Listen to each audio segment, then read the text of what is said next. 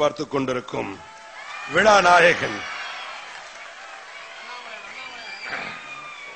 மதிப்புக்குரிய பெரியவர் அஞ்சலி அம்மா அவர்களே, எம்.என். ராஜம்மா அவர்களே, ஆட்சி அவர்களே, அன்பு சகோதரர் சரத்குமார் அவர்களே, ராதா ரவி அவர்களே, விஜயகுமார் அவர்களே, சந்திரசேகர் அவர்களே மற்றும் எல்லாருடைய பேர் சொன்னா நிறைய டைம் ஆகுது அப்படிங்கிறதுக்காக நான் உங்க பேரெல்லாம் சொல்லலை.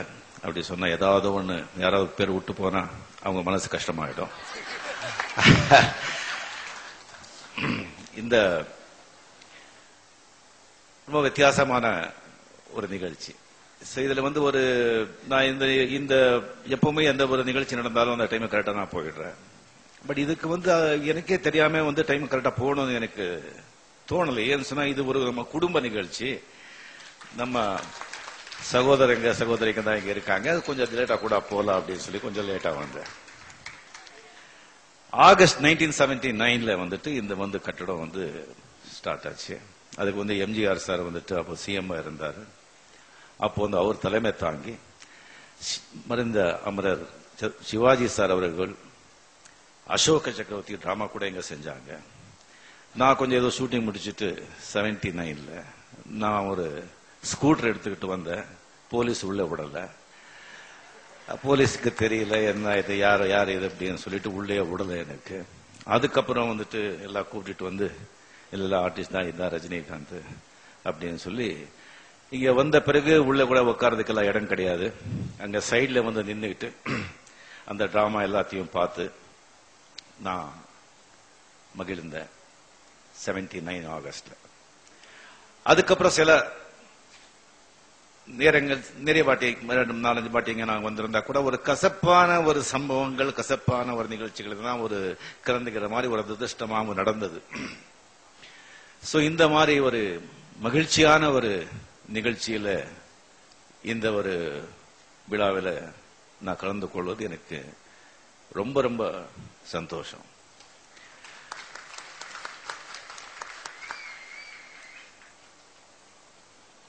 இந்த நாடகம் சரத்குமார் பண்றாங்கன்னு சொன்ன உடனே நான் கேட்டேன். நான் சரத் நீங்க முதல்ல நான் ஆக்ட் பண்ணிக்கீங்களா அப்படின்னு சொல்லி, சார் பழக்கம் எல்லாம் கிடையாது அப்படின்னு சொன்னாங்க.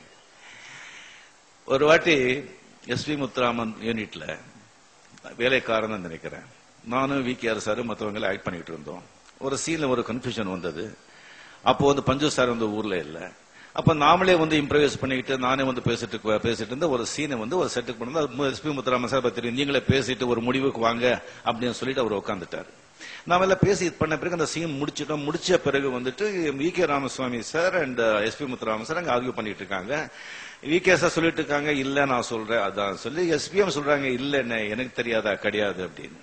அதுக்கப்புறம் வி.கே. சார் என்னை கூப்பிட்டாங்க, தம்பி இங்க வா, நீங்க ஸ்டேஜ்ல இருந்தாலும் வந்தீங்க அப்படின்னு சொன்னாங்க. ஆமா அப்படின்னு சொன்னேன். முத்துராம சாருக்கு ஆச்சரியம், என்ன எனக்கே இது தெரியலையே சொல்லி. முத்துராம எனக்கு தெரியும், ஸ்டேஜ்ல வரலையே சொன்ன டைம் கிடைக்காது ராஜா, எனக்கு அதான் ஆச்சரியமா இருந்தது அப்படின்னு சொன்னாங்க. மெயினா ஃபர்ஸ்ட் எனக்கு ஸ்டேஜ் தான் தாய். கண்டக்டரா இருக்கும்போது ஒரு 25 டிராமாக்களை நடிச்ச பிறகு என்னுடைய நடிப்பை பார்த்து என்னுடைய ஃப்ரெண்ட்ஸுங்க, கண்டக்டர்ஸ், டிரைவர்ஸுங்க எல்லாம் நீ ஏன் சினிமா போக கூடாது, மிகப்பெரிய வில்லனா வர்ற அப்படின்னு சொல்லிட்டு நம்மளை ஏத்தி விட்டு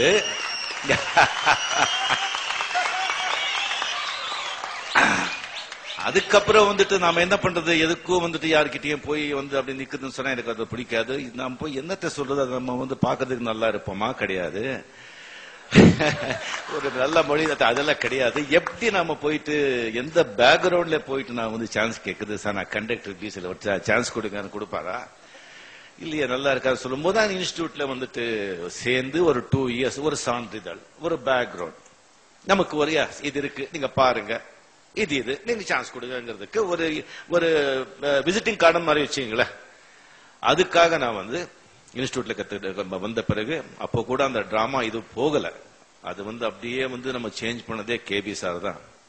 கேபி சார் அது சொல்லி கொடுத்து அது இது பண்ணி அவங்க சேஞ்ச் பண்ணாங்க. சோ அந்த டிராமா நான் எனக்கு மிகப்பெரிய நான் பாக்கியமா நினைக்கிறதுன்னு சொன்னா, பெரிய மகான்களும் சொல்லலாம், கலை உலகத்தின் மகான்களும் சொல்லலாம். அதாவது N T. Rama Rao, Sivaji sir, and Rajkumar sir, அவங்களுடைய கடைசி காலகட்டங்களில் நான் வந்து அவர் கூட இருந்தேன். அவரு கூட என்கிட்ட பேசிருக்கிறது அதெல்லாம் வந்து ரொம்ப சந்தோஷமான விஷயம். அப்ப நான் சிவாஜி சார் கிட்ட நான் வந்து நானும் வந்து ஒரு டிராமா செய்யணும், ஒரு டிராமா கம்பெனி மாதிரி பண்ணணும்னு சொல்லும்போது அவ்வளவு சந்தோஷப்பட்டார். பிரபு ராம்குமார் அங்கே இருந்தாரு, சொன்னார் இவர்கிட்ட கேளு சொல்லி நான் சொன்னேன். சக்தி நாடக சபாவா சிவாஜி சார், அது வந்து மறுபடியும் நீங்க இது பண்ணணும் அப்படி சொல்லி நானும் சொல்லிட்டு இருக்கேன். அதுல இருக்க ஒரு சந்தோஷம் எதுலயும் கிடையாது. ராஜ்குமார் சார் கிட்ட ஒரு வாட்டி நான் சொன்னேன், அப்படியே வந்து அது செய்யுங்க, நீங்க அந்த டிராமா வந்து செய்யுங்க, அதுதான் நம்ம வீடு, அதுல கிடைக்கிற சந்தோஷம் எதுலயும் கிடைக்காது அப்படின்னு சொன்னாங்க. சோ இது வந்து எனக்கு தெரியல. நான் எதுவுமே ரொம்ப வந்து நாளைக்கு பத்தி கொஞ்சம் யோசனை பண்ணுவேன், நாளன்னைக்கு பத்தி அவ்வளவு யோசனை பண்ண மாட்டேன். பார்க்கலாம் நாளைக்கு என்ன, நாளைக்கு என்ன நடக்க போகுது வந்து சொல்லிட்டு. இப்போ வந்து எம்என் ராஜம்மா அவர்கள் சொல்லிட்டு இருந்தாங்க, நம்ம கம்பெனில எல்லாத்தையும் சொல்லி கொடுத்தாங்க. பாடுறது, நிக்கிறது, நடக்கிறது, பாக்குறது, கேட்கறது, சிரிக்கிறது எல்லாம் சொல்லி கொடுத்தாங்க சொன்னாங்க. ஆனா பணம் சம்பாதிக்க சொல்லி கொடுக்கல.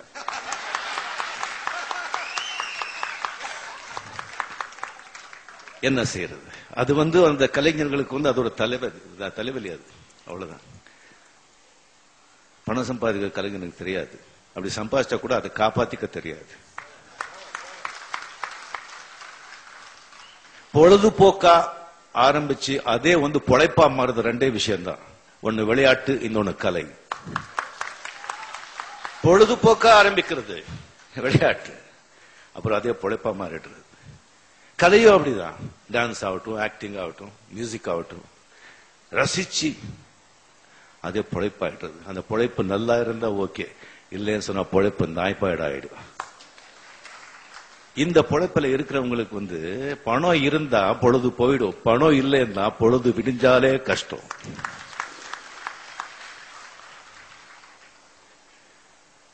சரி, இதுக்கு என்ன செய்யறது? இப்ப வந்து விஜயகுமார் சொன்னாங்க, ரவி சொன்னாங்க, உங்க நேரத்தை நான் ஜாஸ்தி எடுத்துக்க விரும்பல.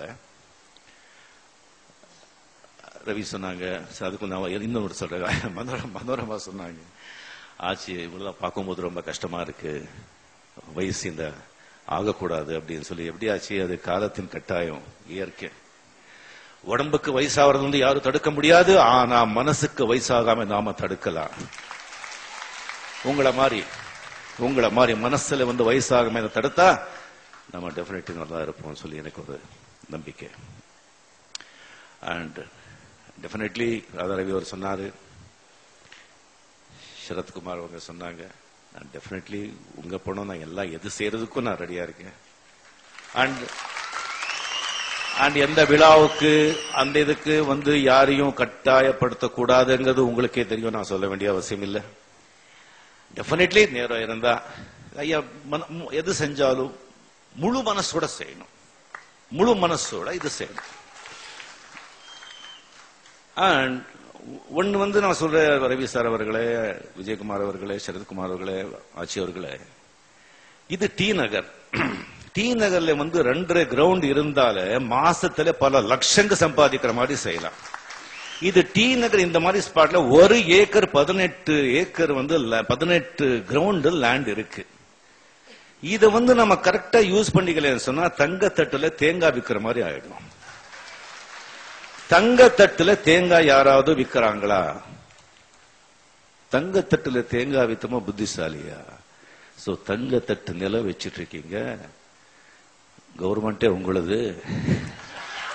சந்திரசேகர் இருக்காரு, ரவி இருக்காரு, எல்லாம் இருக்காரு. நீங்க போய் கலைஞர் சார் கிட்ட கேட்டா என்ன மாட்டேன்னு சொல்றாங்களா? ஆட்சி இருக்காங்க, ஆட்சி ஒரு வார்த்தை சொன்னாமா கலைஞர் மாட்டேன்னு சொல்லுவாங்களா? அவங்க மாட்டேன்னு சொன்னா கூட ஆட்சியை விடுவாங்களா? பாருங்க, இந்த இடத்தை வந்து நல்ல பிரயோஜனம் யூஸ் பண்ணிக்கிட்டீங்கன்னு சொன்னா அங்கே நம்ம டெஃபினெட் நாம பண்றது டிஃபரெண்ட். பட் இந்த இதுக்காக வந்து இந்த மாதிரி ஒரு இது வச்சுக்கிட்டு நம்ம வந்து பண்றது நீங்க யோசனை பண்ணுங்க. அட்வைஸ் பண்றது ரொம்ப ஈஸி, ரொம்ப சுலபம். நான் என்ன சொல்றேன்னு சொன்னா ஒரு ரூட் நீங்க இதை பத்தி நீங்க யோசனை பண்ணி பாருங்க, என்ன வேணா செய்யலாம். இங்க வந்து நல்ல பணம் வர மாதிரியும் பண்ணிட்டு அதுக்கப்புறம் பியூட்டிஃபுல் ஒரு ஹால், மியூசிக் அகாடமி நாடகம் பண்றதுக்கு பியூட்டிஃபுல் ஏசியோட அல்ட்ரா மாடர்ன் ஃபெசிலிட்டிஸோட with technical excellency with equipments எவ்வளவு திஸ்திங் அந்த மாதிரி எல்லாம் செஞ்சீங்கன்னு சொன்னா நாம எல்லாம் டிராமா செஞ்சு அதை என்ன கலெக்ட் ஆகும், எவ்வளவு இது செய்யலாம். சோ தயவு செஞ்சு இதுல தீவிரமா நீங்க ஆலோசனை பண்ணுங்க.